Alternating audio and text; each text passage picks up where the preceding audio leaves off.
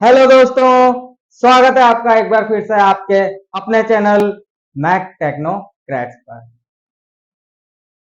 पिछले 20 लेक्चर्स की सीरीज के अंदर हमने वेक्टर्स, कैलकुलस और बेसिक मैथमेटिक्स के फंडामेंटल्स को बहुत ही अच्छे से सीख लिया था। तो अब हमें जिस बात का इंतजार था वो बात आज होने वाली है। आज हम फिजिक्स का सबसे पहला टॉपिक लेने वाले हैं। अब आप देखिएगा कि पिछली जो प्लेलिस्ट थी जिसके अंदर मैंने बेसिक मैथ्स, कैलकुलस और वेक्टर समझाया था, उसका यहाँ पर कितना यूटिलाइजेशन होता है और ये टॉपिक आपको कितना अच्छे से समझ में आता है। तो आइए शुरू करते हैं। हम स्टार्ट करेंगे मैकेनिक्स से। मैकेनिक्स मैकेनिक्स को हिंदी में बोलते हैं यांत्रिकी। ठीक है, मैकेनिक्स यांत्रिकी मतलब किसी प्रकार से यंत्र बन रहा है। ठीक है, तो वहां पर कौन सा सब्जेक्ट इन्वॉल्व होएगा? साइंस की वो ब्रांच जिसको हम मैकेनिक्स बोल रहे हैं। यंत्र बन रहा है, यंत्र बन रहा है मतलब उसके पास वो एक सिस्टम होगा, उस सिस्टम के कई पार्ट्स होंगे, उन पार्ट्स के ऊपर वेरियस फोर्सेस लग रहे होंगे, उन पार्ट्स का अलग अलग डिस्प्लेसमेंट हो रहा होगा। मशीन में कुछ ऐसा ही होता है ना, यंत्र मतलब मशीन। तो मशीन में कुछ ऐसा ही होता है। तो वो ब्रांच साइंस की जिसमें हम फोर्सेस, किसी सिस्टम पर उसके फोर्सेस और उसके मोशन के स्टडी को एनालाइज करते हैं, है ना। उसके ऊपर लगने वाले फोर्सेस को एनालाइज करते हैं और मोशन की स्टडी करते हैं। ठीक है, तो वो सब्जेक्ट हमारे पास होता है मैकेनिक्स। अब मैकेनिक्स के हमारे पास दो पार्ट्स हैं। पहला पार्ट हो जाएगा हमारे पास काइनेमैटिक्स। ठीक है, पहला पार्ट हमारे पास हो जाएगा काइनेमेटिक्स और दूसरा पार्ट हमारे पास हो जाएगा डायनेमिक्स। दूसरा पार्ट क्या क्या हो जाएगा हमारे पास? डायनेमिक्स। तो मैकेनिक्स के दो पार्ट हैं, यांत्रिकी के दो पार्ट हैं। ठीक है, काइनेमेटिक्स और डायनेमिक्स। इसको दूसरी भाषा में या फिर कई बार कभी कभी काइनेटिक्स भी बोल देते हैं। क्या बोल देते हैं? काइनेटिक्स। अब ये दोनों ब्रांचेस हैं, तो बोलेगी सर क्या इन दोनों के अंदर क्या डिफरेंशिएशन और क्या सिमिलरिटीज है? तो आइए बात करते हैं काइनेमेटिक्स में। ठीक है, काइनेमेटिक्स को आप इस तरीके से यूज कर लीजिए कि विदाउट कॉज, और डायनेमिक्स को आप इस तरीके से यूज कर लीजिए विद कॉज।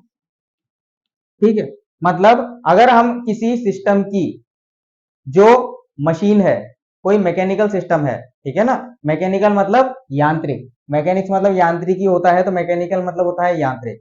तो अगर हमारे पास कोई मैकेनिकल सिस्टम है, कोई मशीन है, कैंची भी एक मशीन है, ठीक है, पंखा भी एक मशीन है, किसी भी प्रकार की जो मशीन है उसके अंदर अगर आपको मूवमेंट नजर आ रहा है, मूवमेंट मतलब गति, ठीक है, उसके अंदर अगर आपको मूवमेंट नजर आ रहा है तो वो एक मशीन है और उसके ऊपर मैकेनिक्स लग सकती है। उसके ऊपर क्या लग सकती है? मैकेनिक्स लग सकती है, मतलब मैकेनिक्स के कॉन्सेप्ट आप उस पर अप्लाई कर सकते हो। अब काइनेमेटिक्स में विदाउट कॉज मतलब जो आपके पास रोटेशन या ट्रांसलेशन किसी भी तरीके का जो मूवमेंट हो रहा है, ठीक है ना, उसका कारण क्या है? कॉज मतलब कारण, उसका कारण क्या है?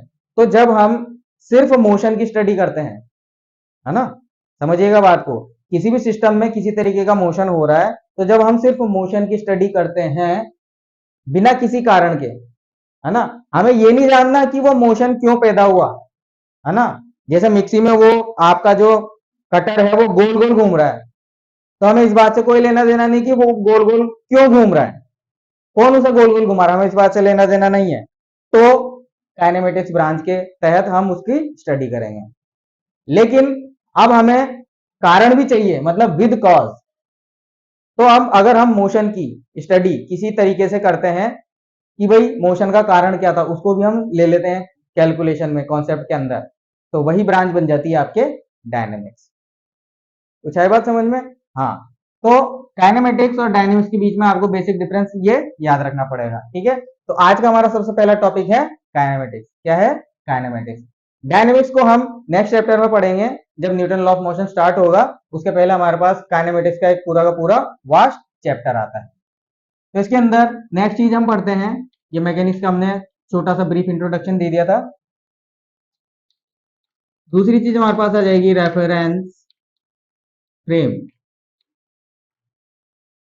Reference frame. ठीक है, रेफरेंस फ्रेम का मतलब होता है एक ऐसा फ्रेम जिसको हम रेफरेंस ले सकें। ठीक है ना, जिसको हम रेफरेंस ले सकें। मतलब अगर आप किन्हीं भी दो चीजों में कंपैरिजन करोगे तभी आपको मूवमेंट का पता चलेगा, मोशन का पता चलेगा। बहुत ही ध्यान से सुनिएगा बच्चों। जैसे आप इस अर्थ पर रहते हैं, आपने सन का मोशन देखा, सन इधर से निकलता है और इधर डूब जाता है। आपने मून का मोशन देखा। ठीक है, अब आप एक चीज बताइए, आपने अगर सन का मोशन नहीं देखा होता तो आप मून का मोशन पहचान सकते थे क्या? नहीं, डिफ्रेंशिएट नहीं कर पाते आप। तो इसलिए हमें रेफरेंस फ्रेम लेना पड़ता है। ठीक है, जैसे आप लंबे हैं या मैं लंबा हूं, बात करते हैं आप लंबे हैं या मैं लंबा हूं, तो उसके लिए हमें हम दोनों को एक बराबर में खड़ा होना पड़ेगा और उसके बाद हमारी हाइट को मेजर करना पड़ेगा। कहां से? डेटम से। मतलब जिस जमीन पर हम खड़े हैं उसे डेटम बोलेंगे, तो वहां से ऊपर की तरफ बढ़ेंगे तो मेरी हाइट यहाँ पे आ जाएगी। अगर उसकी हाइट इससे ऊपर निकल रही तो वो बड़ा है, और उसकी हाइट अगर इससे कम है तो वो छोटा है। आई कुछ बात समझ में? तो जिस जगह पर हम खड़े हुए हैं उसे हम बोल सकते हैं रेफरेंस फ्रेम। क्या बोल सकते हैं? Reference frame. मतलब रेफरेंस फ्रेम वो जगह है जहां से हम मेजरमेंट शुरू करते हैं। ठीक है ना? It is the system used to measure motion, used to measure motion और इवेंट। ठीक है, अंडर एनालिसिस, अंडर एनालिसिस। मतलब हम अगर किसी मोशन को प्रेडिक्ट कर रहे हैं, हम किसी मोशन को ऑब्जर्व कर रहे हैं। मैंने क्या कहा था कि फिजिक्स सिर्फ साइंस नहीं है, फिजिक्स आपके ऑब्जर्वेशन का नाम है। मतलब आप दुनिया को किस तरीके से देखते हो वही फिजिक्स है। तो जब हमने किसी मोशन को देखा, हम उस मोशन को ऑब्जर्व करेंगे, तो सबसे पहले हमें जरूरत पड़ेगी रेफरेंस फ्रेम की। इसकी फिर जरूरत पड़ेगी रेफरेंस फ्रेम की। ठीक है, अब रेफरेंस फ्रेम में आपको समझा देता हूं। रेफरेंस फ्रेम का डायग्राम हम यहां पर बना देते हैं।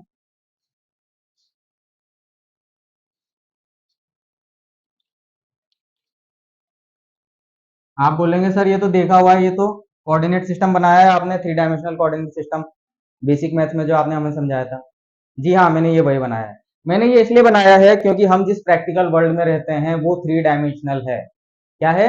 3 डायमेंशनल। मतलब हमारे पास एक्स एक्सिस भी है, मतलब सामने की डायरेक्शन भी है ना? तो पीछे की डायरेक्शन माइनस एक्स एक्सिस। सुनिएगा ध्यान से, हमारे पास सामने की डायरेक्शन भी है तो प्लस एक्स एक्सिस, पीछे की डायरेक्शन भी है तो माइनस एक्स एक्सिस। हमारे पास राइट हैंड की डायरेक्शन भी है, ठीक है, और हमारे पास लेफ्ट हैंड की डायरेक्शन भी है। तो लेफ्ट हैंड को अपन ने प्लस वाई एक्सिस बोल दिया और राइट हैंड को माइनस वाई एक्सिस बोल दिया। हमारे पास ऊपर की डायरेक्शन भी है जिसे प्लस जेड बोल दिया, और हमारे पास नीचे की डायरेक्शन भी है जिसे माइनस जेड बोल दिया। ठीक है, तो हम अपने चारों तरफ देखते हैं तो हमें 3 डायमेंशन वर्ल्ड नजर आता है। क्या आता है नजर? 3 डायमेंशन वर्ल्ड। तो 3 डायमेंशन वर्ल्ड को समझने के लिए हमने रेफरेंस फ्रेम कैसे लिया है? 3 डायमेंशनल। तो हम यहाँ पे इसकी हेडिंग डाल देंगे, ये है हमारे पास 3D रेफरेंस फ्रेम। ये हमारे पास क्या है बच्चों? ये हमारे पास है 3D रेफरेंस फ्रेम। अब 2D रेफरेंस फ्रेम भी हो सकता है। मतलब अगर आप किन्हीं दो प्लेन को लेके बात करें, आपका जो मोशन है वो एक प्लेन में हो रहा है तो आप 2D वाला ले सकते हैं। आपका मोशन एक स्ट्रेट लाइन में हो रहा है तो आप 1D वाला रेफरेंस फ्रेम भी यूज कर सकते हैं। ठीक है, चलिए ये 3D रेफरेंस फ्रेम है। अब 3D रेफरेंस फ्रेम में हमारे पास ये जो कार्टेशियन कोऑर्डिनेट का सेंट्रल पॉइंट है O, इस O को हम क्या बोलेंगे? O है हमारे पास ओरिजिन। ठीक है, where observer set, where observer set, जहां पे कौन बैठा है? ऑब्जर्वर बैठा है। तो ओरिजिन पर कौन बैठा हुआ है? ऑब्जर्वर। मतलब जो भी इस मोशन को स्टडी कर रहा है, जो भी इस मोशन को देख रहा है, एनालाइज कर रहा है, वो कहां पर बैठा हुआ है? ओ पर। और ओ पर ही बैठकर वो सारे के सारे लोकेशंस वगैरह चेक कर रहा है। अब सपोज कीजिए मेरे को इस पॉइंट का कोई लोकेशन चाहिए, मतलब मेरा मोशन था जो यहां से स्टार्ट होएगा। ठीक है ना, मैंने किसी पार्टिकल का मोशन देखा, मैं यहां बैठा था, मैंने किसी पार्टिकल का मोशन देखा तो पार्टिकल यहां पर था। पार्टिकल कहां पर था? यहां पर। और थोड़ी देर बाद पार्टिकल यहां चला गया। ये दोनों पॉइंट्स आपको अच्छे से नजर आ रहे हैं? पहले पार्टिकल यहां था, थोड़ी देर बाद पार्टिकल यहां था। तो हम लिखेंगे पहली चीज at t equal to 0 observation start, ठीक है, at t equal to 0 observation start. तो हमारे पास इनिशियल लोकेशन क्या होगी, इनिशियल लोकेशन, इनिशियल लोकेशन हमारे पास इस पॉइंट की, ठीक है, तो ये 3 डायमेंशनल पॉइंट है, तो इसकी लोकेशन होगी x, y, z। समझ में आ रही है आपको, x, y, z। तो हम लिख देते हैं x1, y1, z1, ठीक है। तो ये इनिशियल लोकेशन हो गई, कब, जब t की वैल्यू 0 थी। और इसी तरीके से हम लिख देंगे at t equal to t, मतलब किसी भी रैंडम टाइम पे ऑब्जर्वेशन एंड्स, ऑब्जर्वेशन हमारा खत्म हुआ, तो t equal to T time पर हमारा ऑब्जर्वेशन खत्म हुआ था। तो उस टाइम पर हमारा जो पार्टिकल था वो कहां पे था, यहाँ पे था। इसको हम बी बोल देते हैं, इसको हम ए बोल देते हैं, ठीक है। ये चीज समझ में आ रही है। तो t इक्वल टू टी पे हमारा ऑब्जर्वेशन खत्म हुआ, तो फाइनल लोकेशन हमारे पास आ गए, final location is equal to x2, y2, z2, ठीक है। जहां पर a के कोऑर्डिनेट्स क्या है, x1, y1, z1, मतलब a पे पहुंचने के लिए मेरे को x डायरेक्शन में x1 चलना पड़ा, x1 यूनिट, फिर y डायरेक्शन में y1 यूनिट चलना पड़ा, फिर z डायरेक्शन में z1 यूनिट चलना पड़ा, तो मैं a पर पहुंच गया, ठीक है ना। ये मैंने आपको बेसिक मैथ में समझा चुका हूं, आप उस लेक्चर को दोबारा से एक बार जरूर देखिएगा। तो ये फाइनल लोकेशन हो गई, इनिशियल लोकेशन और फाइनल लोकेशन। यहां पर ध्यान देने वाली बात यह है t equal to 0, t equal to t। Examiner question में जरूरी नहीं यही वैल्यूज दे आपको, मैंने तो आपको रैंडम वैल्यू दी है कि मेरे पास स्टॉप वॉच थी, तो जब मैंने ऑब्जर्वेशन स्टार्ट किया, जब मैंने किसी चीज को देखना स्टार्ट किया, तो मैंने स्टॉप वॉच दबा दी, तो स्टॉप वॉच कहां से शुरू होती है, 0 से, तो मैंने t इक्वल टू 0 ले लिया, ठीक है। और जैसे ही मेरा काम खत्म हुआ, मैंने वो एक्सपेरिमेंट कर लिया, मैंने ऑब्जर्वेशन कर लिया पूरा, तो मैं स्टॉप वॉच को बंद कर देता हूँ। तो उस टाइम पे कोई भी रैंडम टाइम होता है तो उसको मैंने t इक्वल टू t ले लिया, इनिशियल लोकेशन और फाइनल लोकेशन। नेक्स्ट चीज जो हम सीखने वाले हैं, इवेंट, या फिर इसको हम मोशन भी बोल सकते हैं। क्या बोल सकते हैं, इवेंट या मोशन। इवेंट, अब देखिए, इवेंट का मतलब होता है लोकेशन प्लस टाइम ड्यूरेशन, ठीक है, टाइम ड्यूरेशन। मतलब अगर आप किसी लोकेशन के साथ टाइम ड्यूरेशन को जोड़ देते हैं, ठीक है ना।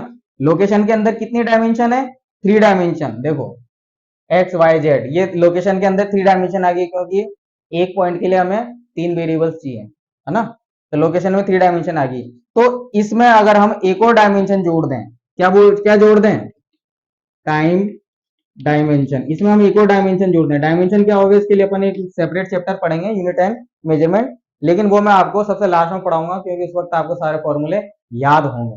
तो यूनिट एंड मेजरमेंट या डायमेंशन वाला चैप्टर करने में मजा आएगा, ठीक है।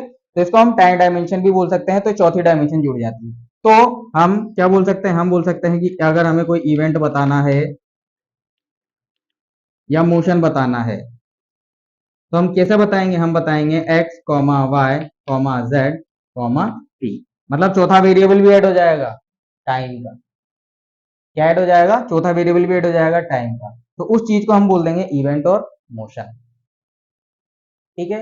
अब आप देखिए कि ताजमहल के दरवाजे पर 2 साल पहले अमिताभ बच्चन खड़ा था, और ताजमहल के दरवाजे पर 2 साल बाद आज मैं खड़ा हूं, तो दोनों की लोकेशन सेम हो गई, ठीक है। ताजमहल के दरवाजे पर बिल्कुल सामने, तो दोनों की लोकेशन सेम हो गई। मतलब लोकेशन कभी भी सेम हो सकती है, लेकिन अमिताभ बच्चन का टाइम पीरियड था 2 साल पहले, और मेरा टाइम पीरियड था अभी, उसके 2 साल बाद, ठीक है। तो कभी भी कोई भी 2 इवेंट्स इक्वल नहीं होते, ठीक है। कभी भी 2 इवेंट्स कभी भी इक्वल नहीं होते, लोकेशन इक्वल हो सकती है, लेकिन 2 इवेंट्स कभी भी इक्वल नहीं हो सकते। ये पहला कॉन्सेप्ट हमने यहां से सीख लिया। तो इवेंट हमारे पास मोशन, इवेंट या मोशन को हम इस तरीके से डिनोट करते हैं। अब चलिए हम नेक्स्ट चीज पढ़ेंगे, वो होगी पोजीशन वेक्टर, पोजीशन वेक्टर। ठीक है, तो पोजीशन वेक्टर सबसे पहले हमें पढ़ना है। It is the vector which joins which joins observer of observer to the location of various various points। ठीक है, तो पोजीशन वेक्टर क्या होता है? वो वेक्टर होता है जो ज्वाइन करता है किस किस को? ऑब्जर्वर को। किस से? Location of various points. ठीक है, मतलब मैं इस ए पॉइंट से बी पॉइंट पर गया तो जरूरी थोड़ी कि मैं बिल्कुल सीधा जाऊं, मैं टेढ़ा मेढ़ा कहीं भी जा सकता हूं, है कि नहीं है? लेकिन t इक्वल टू 0 पर मैं कहा था? यहां पे। तो ऑब्जर्वर से अगर मैं इसको मिला दूंगा, ऑब्जर्वर से अगर मैं इसको मिला देता हूं, ठीक है, मिला दिया मैंने, तो ये मेरे पास एक वेक्टर मिला जिसका टेल यहां पर है और हेड यहां पर है। ठीक है, तो इसको हम क्या बोल देंगे? हम इसको बोल देंगे R1, और ये वेक्टर क्वांटिटी है तो R1 वेक्टर। ठीक है, इसी तरीके से t इक्वल टू टी पर मेरा जो पार्टिकल था वो कहां पर था? यहां पर। तो मैं इसको भी इस पॉइंट से मिला देता हूं, तो ये मेरे पास आ जाएगा R2 वेक्टर। ये मेरे पास आ जाएगा R2 वेक्टर। ठीक है, तो R1 और R2 वेक्टर मेरे पास आ चुके हैं।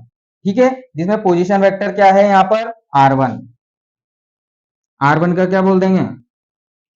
R1 को बोल देंगे इनिशियल पोजीशन वेक्टर। इसको क्या बोल देंगे? Initial position vector. और इसको कैसे दिखा जाएगा? इसको ऐसे दिखाया जाएगा R इक्वल टू, अब इस पॉइंट के ये वेक्टर हमारे पास जिसका फाइनल पॉइंट क्या है? ओरिजिन, तो यहाँ तो 0 0 0 है, और यहाँ के कोऑर्डिनेट क्या है हमारे पास? x1 y1 z1। तो R1 वेक्टर हमारे पास आ जाएगा x1 i कैप, क्योंकि x डायरेक्शन में चले हैं अपन, plus y1 j cap, plus z1 k cap. ठीक है, और इसी तरीके से R2 को हम बोल देंगे, R2 हमारे पास हो जाएगा फाइनल पोजीशन वेक्टर। ये हमारे पास हो जाएगा फाइनल पोजीशन वेक्टर। तो ये R1 था, ये R2। R2 is equal to x2 i cap plus y2 j cap plus z2 k cap. तो स्टूडेंट्स, यहां तक की पिक्चर आपको समझ में आई? आप एक बार इसको बहुत अच्छे से पूरा देख लीजिए। ठीक है, रेफरेंस फ्रेम का कॉन्सेप्ट आपको आगे काइनेमेटिक्स में बहुत ही अच्छे से समझना है, और ये बार बार यूज आएगा।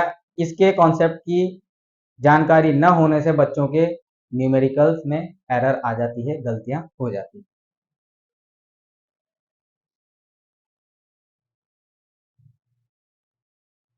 तो अभी तक हमने रेफरेंस फ्रेम पढ़ा है। रेफरेंस फ्रेम के अंदर हमने पोजीशन वेक्टर, ठीक है, इवेंट या मोशन क्या होता है, कैसे डिफाइन किया जाता है, वो पढ़ा है।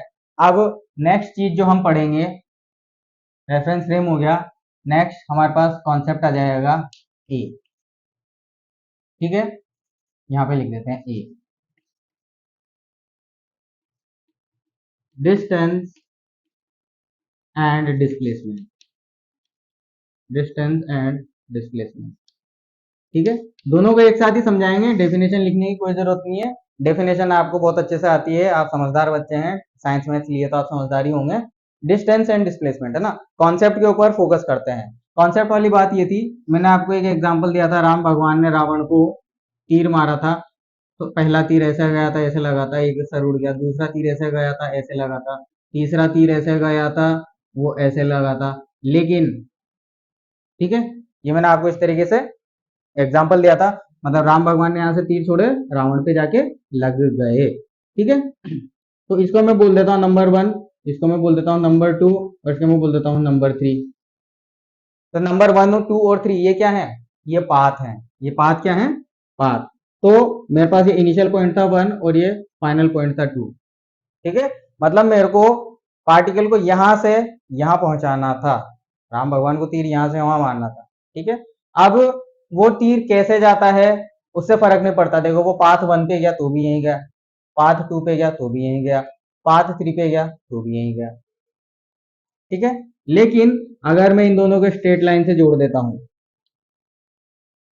तो पाथ 1 के लिए डिस्प्लेसमेंट यही है, पाथ 2 के लिए भी यही डिस्प्लेसमेंट है और पाथ 3 के लिए भी यही डिस्प्लेसमेंट है।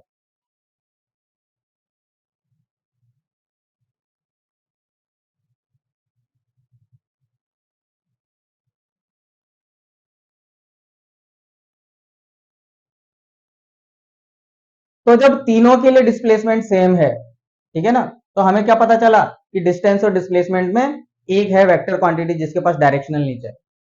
ये वाली जो क्वांटिटी है 1 से 2 जो स्ट्रेट लाइन में जा रही है उसके पास डायरेक्शनल नेचर है। ठीक है ना, उसने बोला कि मेरे को ग्रेविटी कैसे भी नचा ले, मैं तो 2 पॉइंट पे जाके ही गिरूंगा।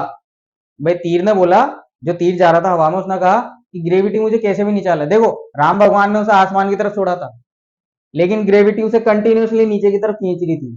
ठीक है, तो वो जमीन की तरफ झुकता गया झुकता गया झुकता गया और फाइनली कहां पे आके लगा, रावण के। ठीक है, तो फर्स्ट सेकंड और थर्ड राम भगवान ने 3 अलग अलग डायरेक्शन में ऊपर तीर फेंका, ग्रेविटी ने उसके पाथ को मोड़ दिया, लेकिन इनिशियल पॉइंट और फाइनल पॉइंट सेम थे। ठीक है, मतलब डायरेक्शनल नेचर ये हमारे पास है।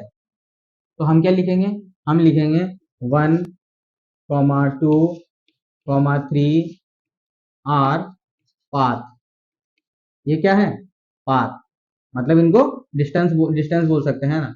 तो D1, इसमें D1 सबसे छोटा है, D2 उससे बड़ा है और D3 उससे भी बड़ा है, इसको D बोल देते हैं अपन। ठीक है, ये पाथ है हमारे पास, ये हमारे पास क्या है, पाथ। ठीक है, तो डिस्टेंस ऑफ वन की डिस्टेंस देखो कम है, उससे ज्यादा बड़ा 2 है, उससे ज्यादा बड़ा 3 है। ठीक है, but displacement of 1 equal to displacement of 2 equal to displacement of 3 equal to 1 2 vector. ठीक है, ये 1 2 क्या है, ये 1 2 मैंने नाम दे दिया 1 2 वेक्टर। आई बात समझ में। तो पहले केस के लिए भी डिस्प्लेसमेंट 1 2 वेक्टर ही है, दूसरे केस के लिए भी डिस्प्लेसमेंट 1 2 वेक्टर ही है, तीसरे केस के लिए भी डिस्प्लेसमेंट 1 2 वेक्टर ही है। और उसकी डायरेक्शन कहाँ है, इनिशियल से लेके फाइनल तक।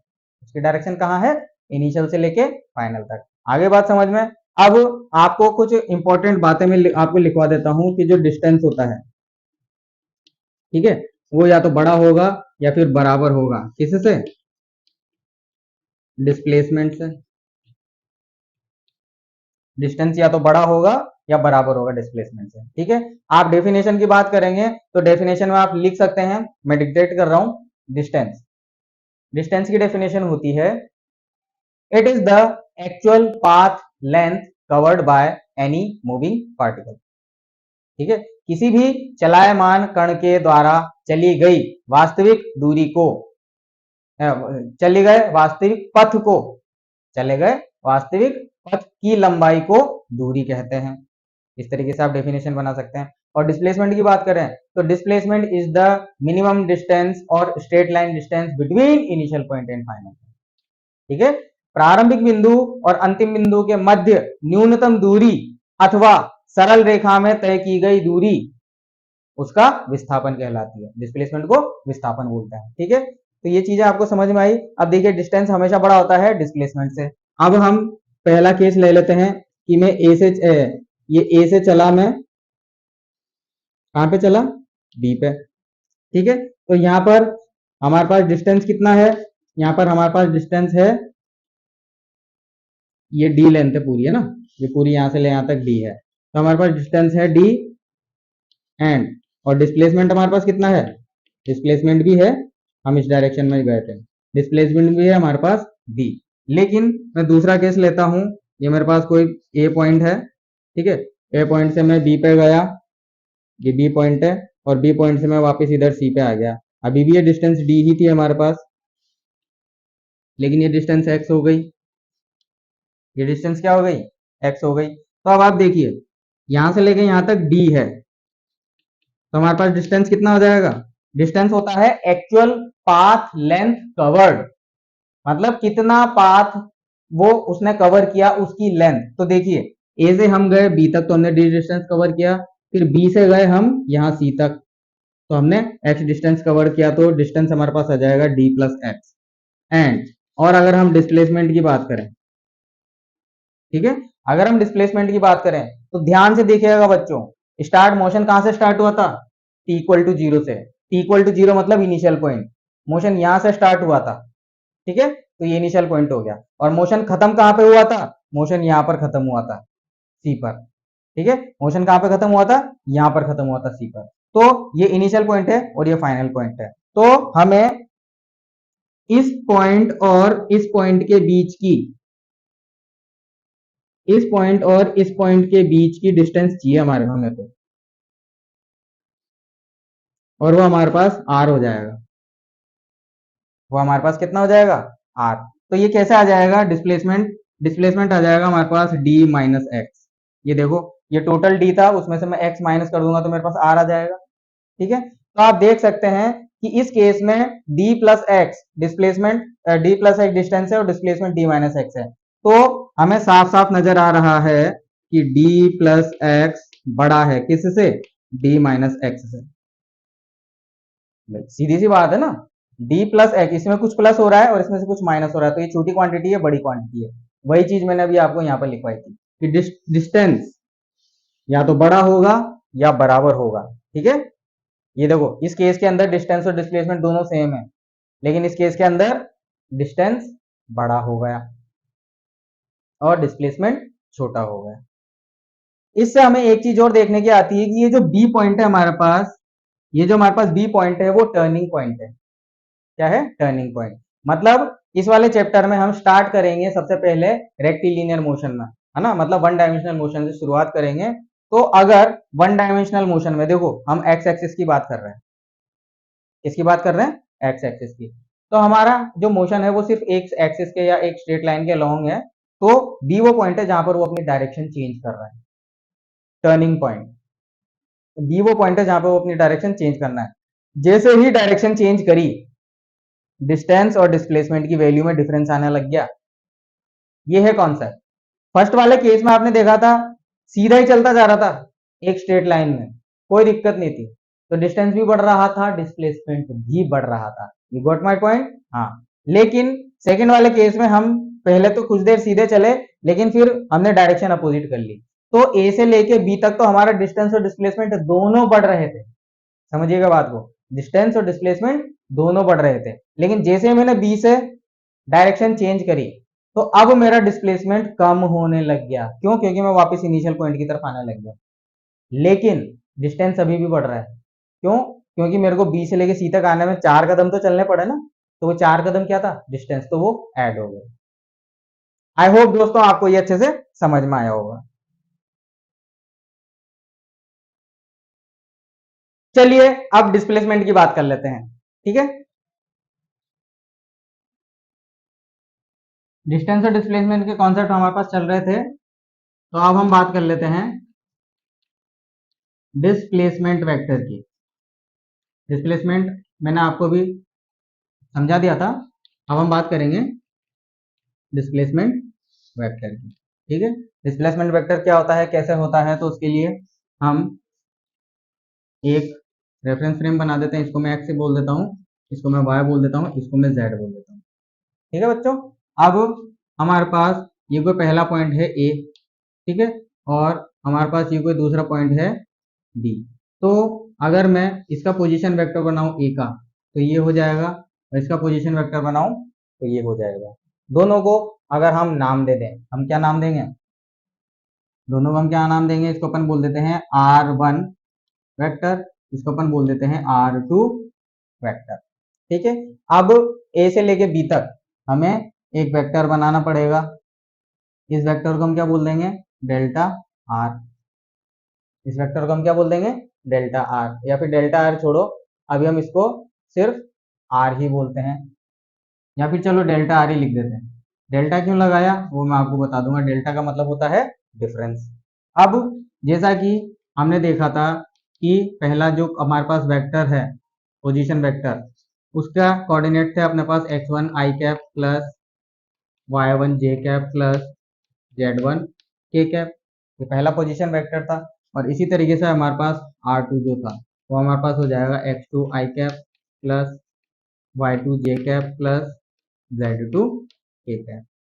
अब अगर आप ध्यान से देखेंगे, हमें क्या लिखना है, बाय ट्राइंगल लॉ।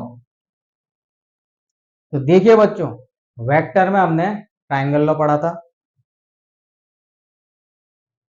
उस ट्राइंगल लॉ में हमें बताया गया था कि किन्हीं भी दो वेक्टर्स को हम ट्राइंगल की अगर एडजेसेंट साइड्स से ऑर्डर में लगा दें तो जो ट्राइंगल की थर्ड साइड होती है वो अपोजिट ऑर्डर में रिजल्टेंट होती है।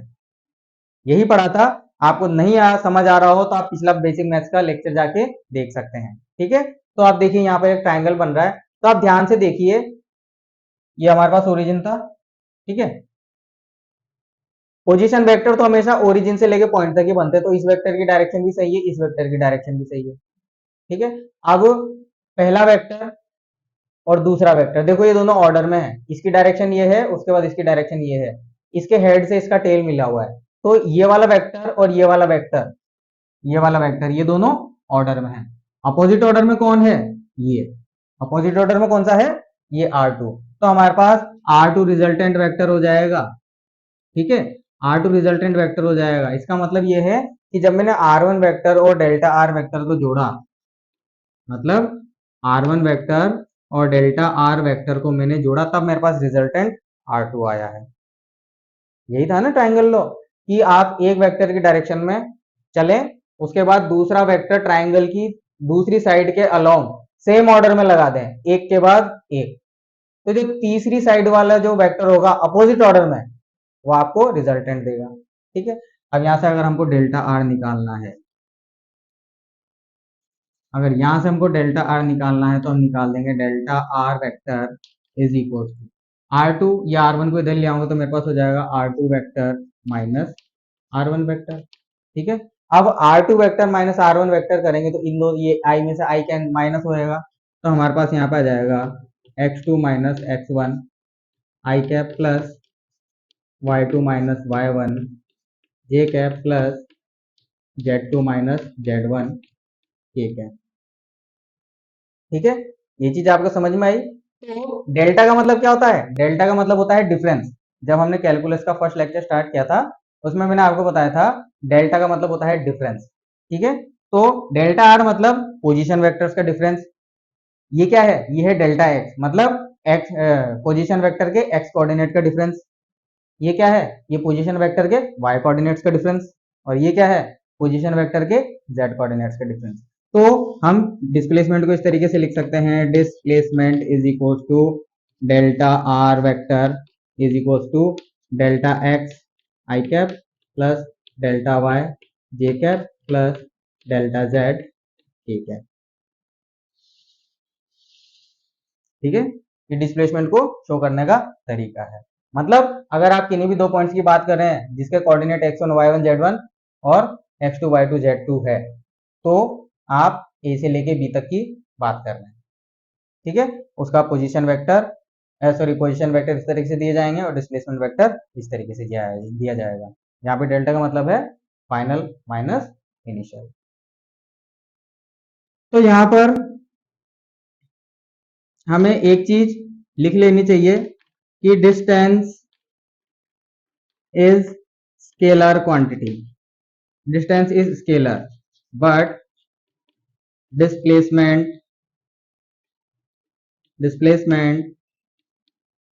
is vector। डिस्प्लेसमेंट क्या है, वेक्टर क्वांटिटी है। दूसरी चीज कि distance is always positive but displacement के साथ क्या खासियतें थे, but displacement can be zero, positive और निगेटिव। ठीक है, तो डिस्प्लेसमेंट हमेशा डिस्टेंस हमेशा पॉजिटिव होता है, हमेशा ध्यान रखना बच्चों। मैंने यहाँ पर आपको केस 1 और केस 2 कराया था ना अभी थोड़ी देर पहले, तो उसमें एक केस के अंदर डिस्प्लेसमेंट दोनों सीधे चल रहे थे, तो डिस्प्लेसमेंट डिस्टेंस और डिस्प्लेसमेंट दोनों सेम थे। लेकिन डिस्प्लेसमेंट पॉजिटिव और नेगेटिव भी हो सकता है, आने वाली प्रॉब्लम्स में मैं आपको इसमें अच्छे से समझाऊंगा। कि ये कैसे होता है।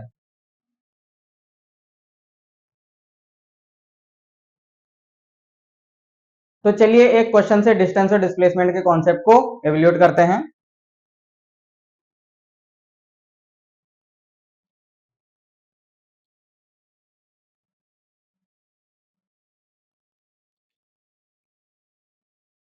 फाइंड डिस्टेंस एंड डिस्प्लेसमेंट,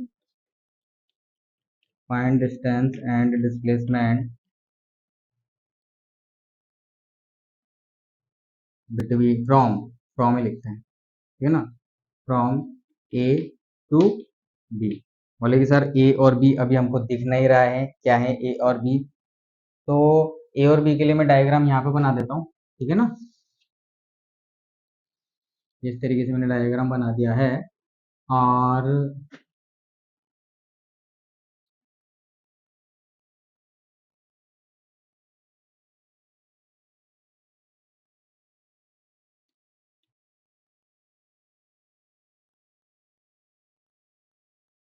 ठीक है, ए और बी, तो ये हमारे पास सर्किल का सेंटर है।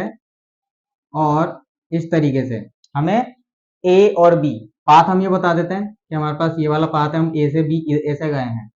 हम यहाँ नीचे से नहीं गए ए से बी, हम ए से बी कैसे गए हैं, ऐसे गए हैं। और सर्कल की पेरिफेरी के अलोंग हम चल रहे हैं। तो कितना एंगल ट्रैवर्स किया हमने, 120 डिग्री। तो क्वेश्चन में पूछा गया है कि find distance and displacement from A to B. अब हमें ए से लेके बी तक क्या क्या फाइंड करना है, डिस्टेंस भी फाइंड करना है और डिस्प्लेसमेंट भी फाइंड करना है, ठीक है। ए पॉइंट सर्कल की पेरिफेरी पर है, बी पॉइंट ये भी सर्कल के ऊपर ही है। हमें इस पाथ से चलना है और आंसर निकालना है। तो चलिए सॉल्यूशन करते हैं। सॉल्यूशन में सबसे पहले हम निकालेंगे ए बी। क्या निकालेंगे, ए आर्क ए बी। क्या निकालेंगे, आर्क ए बी। अब जैसा कि हम जानते हैं angle is equal to arc upon radius, तो हमारे पास आ जाएगा आर इंटू थीटा। हमारे पास कितना आ जाएगा, आर इंटू थीटा। भाई ये फॉर्मूला तो आपने पढ़ा ही होगा कि theta is equal to arc upon radius. भाई 10th का जनरल फॉर्मूला है, ठीक है ना। तो आर्क ए भी निकालने के लिए मैंने आर्क को इधर मल्टीप्लाई कर दिया, तो आर इंटू थीटा हो गया। और सर्कल की रेडियस हमें दे रखी है 7 मीटर। सर्कल की रेडियस हमें कितनी दे रखी है, 7 मीटर। सर्कल की रेडियस 7 मीटर हमें दे रखी है। तो यहाँ पे मैं लिख सकता हूँ 7 इंटू 120 डिग्री है, तो 120 डिग्री इसको मैं पाई बाय 180 से मल्टीप्लाई करूंगा, तो ये मेरे पास रेडियन में आएगा, क्योंकि ये वाला फॉर्मूला हमेशा किस में अप्लाई होता है, रेडियन में। यहाँ पे लिख देंगे अप्लाई ऑलवेज इन रेडियंस। ये हमेशा काय में अप्लाई होता है, रेडियंस में। तो हमें इसको रेडियन में कन्वर्ट करना पड़ेगा। तो हमारे पास आ जाएगा 7, 6 दूनी 12, 2 पाई बाय 3, 2 पाई बाय 3। तो हमारे पास आ जाएगा 7 2 14, 14, 7 2 14 बाय 3 इंटू पाई। पाई को लिख देंगे 22/7। पाई की वैल्यू हम क्या रखते हैं, जनरल जो वैल्यू होती है वो 22/7 होती है। तो 7 1 जा 7, 7 2 जा 14, तो हमारे पास आ जाएगा 44/3 यूनिट्स। ये क्या आ गया हमारे पास, क्या आ गया है 44.3 यूनिट्स, 44/3 यूनिट्स। तो हमारे पास डिस्टेंस कितना आ जाएगा, distance is equal to 44/3 units. 3 1 जा 3, 3 4 जा 12, 14 ते 42, 3 1 जा 3, 14.1 यूनिट्स। ये हमारे पास आ गया डिस्टेंस, ठीक है। तो एक सिंपल 10th के फॉर्मूले से हमने एक आर्क का फॉर्मूला लगाया। सर्कल की प्रॉपर्टीज आपने 10th में पढ़ी होगी, उसमें एक आर्क का बेसिक सा फॉर्मूला हमने लगाया है और उससे हमारे पास डिस्टेंस आ चुका है। तो this is our first answer. अब बात आती है डिस्प्लेसमेंट की। अब बात क्या आती है, डिस्प्लेसमेंट की। तो चलिए डिस्प्लेसमेंट हम निकालेंगे। डिस्प्लेसमेंट हमारे पास क्या है, डिस्प्लेसमेंट हमारे पास है ए बी वेक्टर। अब ए बी वेक्टर है। अब आप देखिए रेफरेंस फ्रेम को हमें यहाँ पे लगाना पड़ेगा, तो सबसे पहले हम इस सर्कल के ऊपर रेफरेंस फ्रेम लगाते हैं। रेफरेंस फ्रेम को आप किसी भी तरीके से सेट कर सकते हैं, मैं कुछ इस तरीके से सेट करता हूँ। ठीक है, ये मैंने मान लिया एक्स एक्सिस और इससे 90 डिग्री पर ये मैंने मान लिया वाई एक्सिस। कुछ बात समझ में आ रही है आपको बच्चों? हाँ। और इसी तरीके से इधर हमारे पास हो जाएगा माइनस एक्स एक्सिस और इधर नीचे हमारे पास हो जाएगा माइनस वाई एक्सिस, जहां पर ये आर की वैल्यू हमारे पास 7 मीटर दे ही रखी है हमको। ठीक है ना, आर इक्वल टू 7 मीटर। तो यहाँ पर हम ऑब्जर्वर को बिठा देते हैं, रेफरेंस फ्रेम के ऑब्जर्वर है ना, 2 डायमेंशनल है हमारे पास reference frame, X Y 2 dimension है, उसके ओरिजिन पर हमने ऑब्जर्वर को बिठा दिया। अब ऑब्जर्वर ने मोशन को ऑब्जर्व किया, तो मोशन ए से स्टार्ट हो रहा था। ठीक है, तो t इक्वल टू 0 पे हमारा पोजीशन वेक्टर यहाँ पर था। ठीक है, t इक्वल टू 0 पे हमारा पोजीशन वेक्टर यहाँ पे था, इसको बोल दिया हमने r1, इसको हमने बोल दिया r1। ठीक है, और t इक्वल टू टी पर हमारा पोजीशन वेक्टर यहाँ पर था, इसको हमने बोल दिया r2 वेक्टर। क्या बोल दिया हमने इसको? r2 vector. आ रही कुछ बात समझ में, है ना? जो मैंने आपको सिखाया है मैं उसी के अकॉर्डिंग चल रहा हूं। इसको हमने बोल दिया r2 वेक्टर, इसको हमने बोल दिया r2 वेक्टर। ठीक है, अब हम अगर बात करें तो डिस्प्लेसमेंट कहां पर आएगा? डिस्प्लेसमेंट कहां पर आएगा? कुछ ज्यादा ही कंजेस्टेड हो गया है, तो मैं इसको एक बार दोबारा से मिटा के दोबारा बना देता हूं।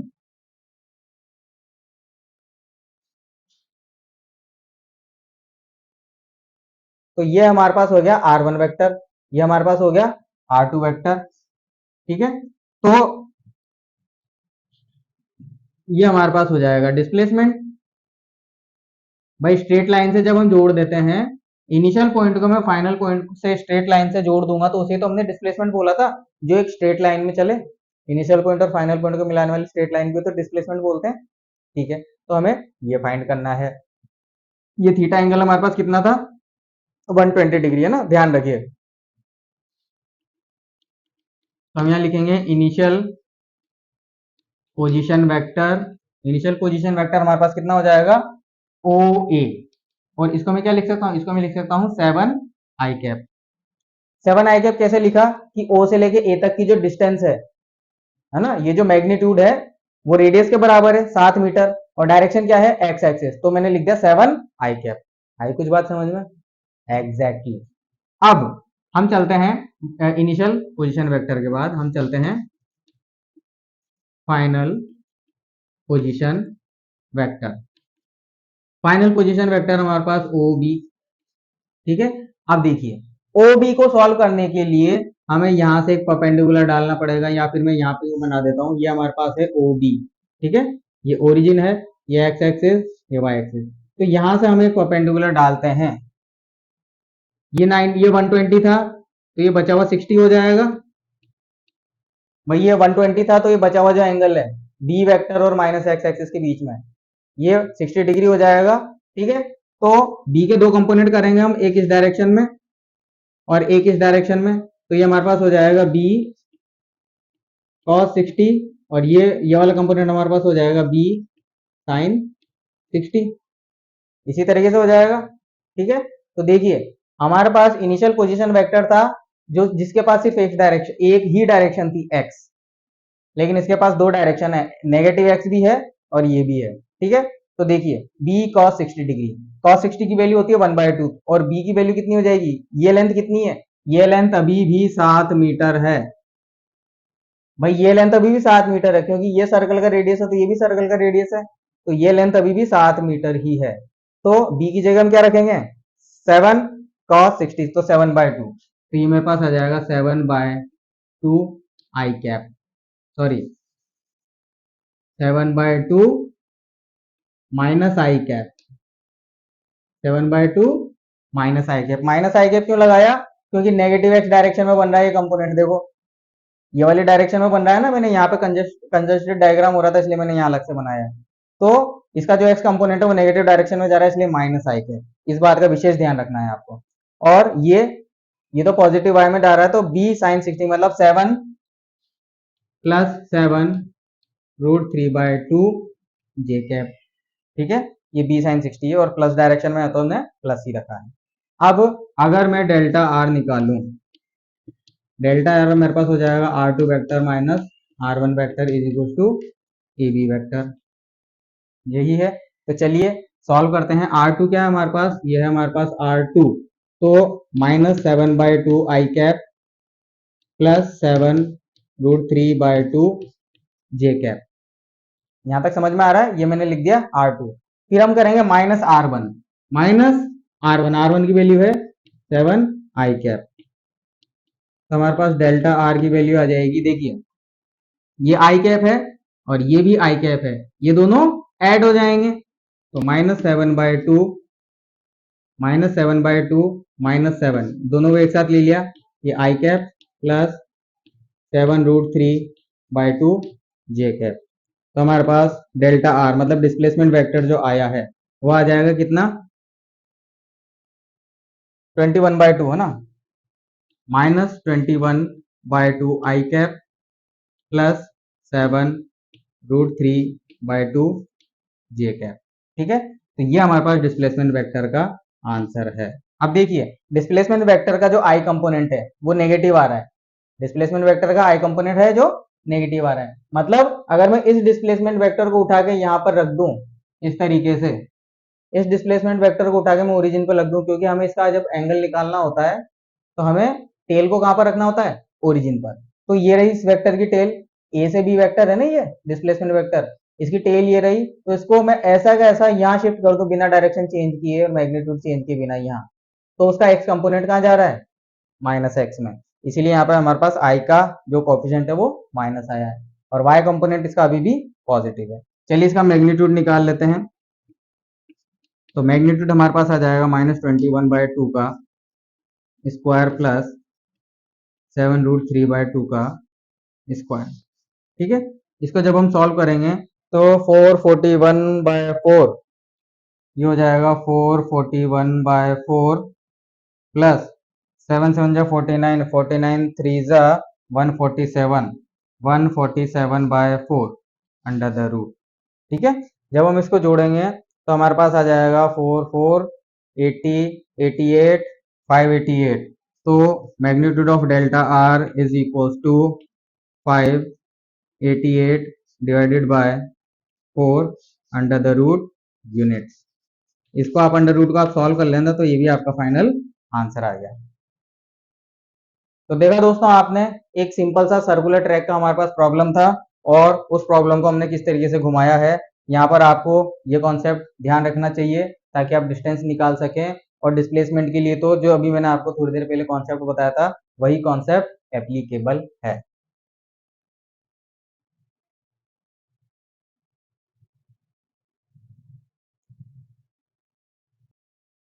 चलिए वेक्टर से रिलेटेड अब कुछ क्वेश्चंस करते हैं।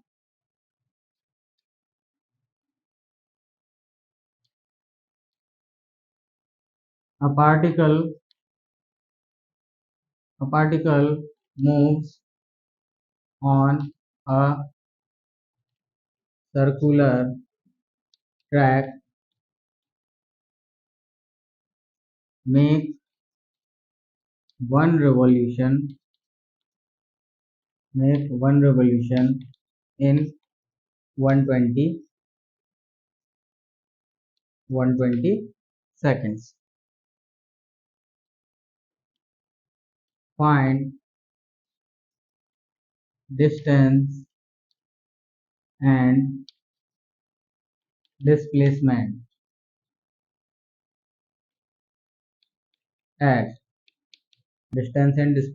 at t equal to 350 seconds। ठीक है, 350 सेकंड पर आपको डिस्टेंस और डिस्प्लेसमेंट निकालना है। तो चलिए सॉल्यूशन करते हैं। ठीक है, एग्जामिनर आपको लैंग्वेज में ही घुमाने की कोशिश करेगा, बाकी जो कॉन्सेप्ट है वो बिल्कुल यही है। ये आपके पास एक सर्किल है, ठीक है, और हम रेफरेंस फ्रेम बना देते हैं, तो ये हमारे पास एक्स और वाई एक्सिस हो गया है। ठीक है, ये हमारे पास एक्स एक्सिस, ये हमारे पास वाई एक्सिस, और ये हमारे पास बीच में ओरिजिन।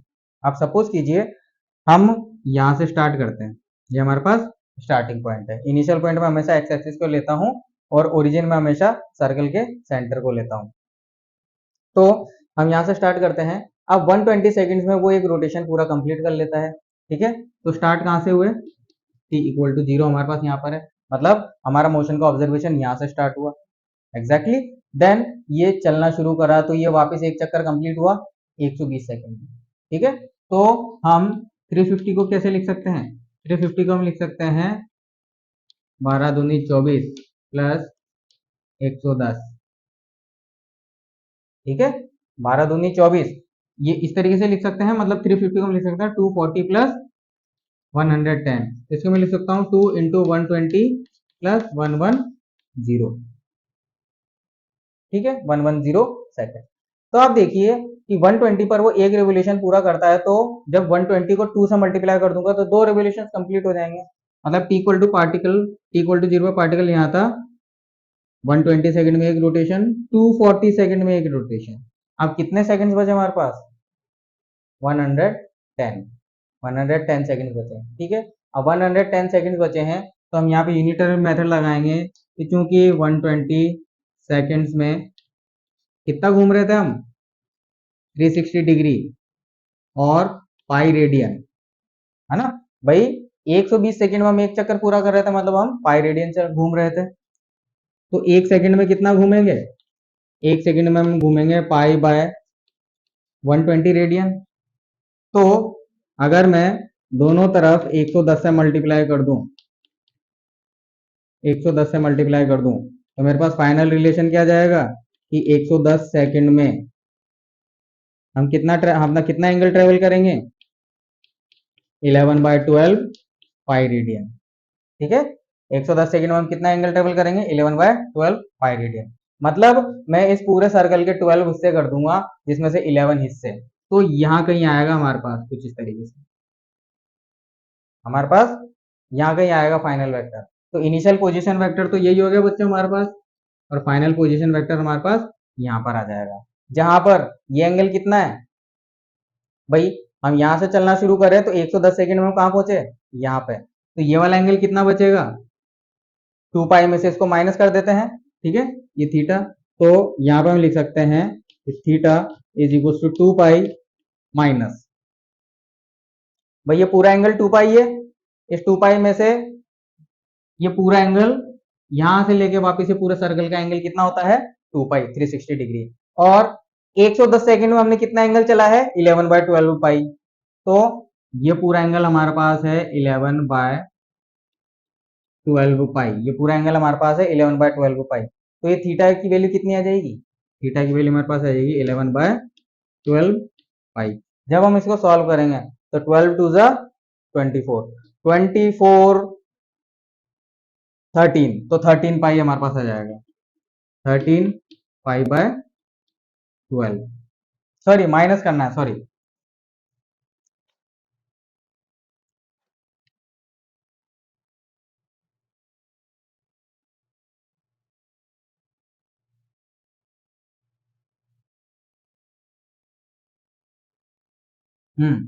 हमारे पास आ जाएगा 13/12 पाई।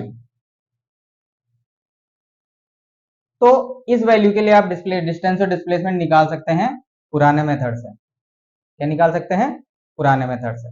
कैसे निकालेंगे, डिस्टेंस, डिस्टेंस हमारे पास हो जाएगा आर्क ए बी, इसको बोल देते हैं ए और बी, है ना, arc A B, arc A B, ठीक है ना। कौन सी वाली, बिगर आर्क, हम इस वाली आर्क की बात कर रहे हैं। ठीक है, प्लस 2 रेवोल्यूशन। भाई डिस्टेंस क्या होता है, एक्चुअल में जितना पाथ ट्रेवल किया, एक्चुअल में जितना पाथ ट्रेवल किया वही होता है डिस्टेंस, है ना। तो हमने क्या देखा कि 350 सेकंड्स के अंदर उसने 2 चक्कर कंप्लीट कर लिए थे, और तीसरा चक्कर यहां तक कंप्लीट हुआ था, पूरा नहीं हुआ था लेकिन वो यहां तक कंप्लीट हो चुका था। ठीक है, तो हमें ये वाली आर्क निकालनी है, इस अधूरे चक्कर की आर्क, और 2 सर्किल तो पहले ही कंप्लीट हो चुके हैं। ठीक है, तो आर्क कैसे निकाल जाती है, आर्क इंटू थीटा, प्लस ये अपने पास आ जाएगा 2 पाई आर, 2 पाई आर। ये तो एक सरकमफेरेंस होता है तो इसको 2 से मल्टीप्लाई कर देंगे, ठीक है। अब आर, मान लीजिए हमने आर यहाँ पर दे रखा है 7 मीटर, ठीक है।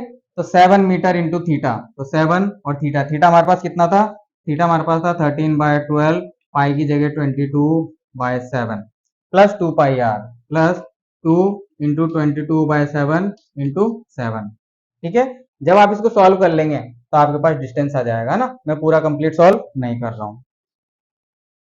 उसके बाद हम डिस्प्लेसमेंट की बात करते हैं, ठीक है। तो डिस्प्लेसमेंट हमारे पास आ जाएगा r2 vector minus r1 vector. तो r1 वेक्टर हम कितना लेंगे, हमारा पॉइंट यहां से शुरू हुआ था तो ये हो जाएगा 7 आई कैप, क्योंकि x डायरेक्शन में है। और एंड r2 वेक्टर अगर हम लेना चाहें तो देखिए मैं यहाँ पे बना देता हूँ, ये हमारे पास था b, ये o था, ये x एक्सिस था, ये परपेंडिकुलर था। तो ये अभी भी 7 मीटर ही है, और ये एंगल कितना है अपने पास 13 ये अपने पास है थीटा, और थीटा की वैल्यू हमने ये लिख रखी है 13/12, ठीक है। तो इसका एक कंपोनेंट इधर आ जाएगा और एक कंपोनेंट इधर आ जाएगा, तो इसको अपन बोल देंगे 7 cos थीटा, इसको अपन बोल देंगे 7 sin थीटा। थीटा की वैल्यू इतनी है, ठीक है। तो हमारे पास r2 वेक्टर आ जाएगा 7 cos 13/12 पाई आई कैप प्लस 7 sin 13π/12 जे कैप। अगर आपको डेल्टा आर निकालना है तो आप डेल्टा आर इस तरीके से निकाल सकते हैं। देखिए इसके पास आई कैप है और इसके पास आई कैप है, तो इसमें से ये माइनस हो जाएगा, क्योंकि R2 का x कंपोनेंट माइनस R1 का x कंपोनेंट। तो हम लिख देंगे 7 cos 13/12 पाई माइनस 7 आई कैप प्लस 7 sin 13π/12 जे कैप। तो ये हमारे पास डेल्टा आर आ चुका है। और अगर आप इसका मैग्नीट्यूड निकालना चाहते हैं तो डेल्टा आर हमारे पास आ जाएगा 7 cos 13π/12 का स्क्वायर प्लस 7 sin 13π/12 का स्क्वायर अंडर द रूट। बच्चों मैंने कैलकुलेशंस नहीं की है, आप चाहें तो अच्छे से कैलकुलेशन करके इस प्रॉब्लम को दोबारा से रिपीट कर सकते हैं, क्योंकि ये प्रॉब्लम सॉल्व करने से आपको ही फायदा होगा। मैंने सेम वही प्रोसीजर इस वाले प्रॉब्लम में भी दोहराया है जैसा मैंने पिछले प्रॉब्लम में दोहराया था, ठीक है। तो अंडरस्टैंड, यहाँ पर आपको क्वेश्चन के अंदर वो आपसे डिस्टेंस पूछ सकता है, तो ये हमारे पास पहला आंसर है डिस्टेंस का, ठीक है ना, आप सॉल्व कर सकते हैं। दूसरी चीज वो हमसे डिस्प्लेसमेंट वेक्टर पूछ सकता है, तो ये रहा हमारे पास डिस्प्लेसमेंट वेक्टर। और तीसरी चीज वो हमसे पूछ सकता है मैग्नीट्यूड ऑफ डिस्प्लेसमेंट वेक्टर, तो ये हमारे पास रहा मैग्नीट्यूड। अब इसके अलावा और कुछ बचा ही नहीं है, ओके। तो स्टूडेंट्स वेक्टर की शुरुआत हमने काइनेमेटिक्स की शुरुआत हमने अच्छे से कर दी है, और उसके बेसिक कॉन्सेप्ट का आज पहला ही दिन था। तो आई होप ये लेक्चर आपको समझ में आया होगा।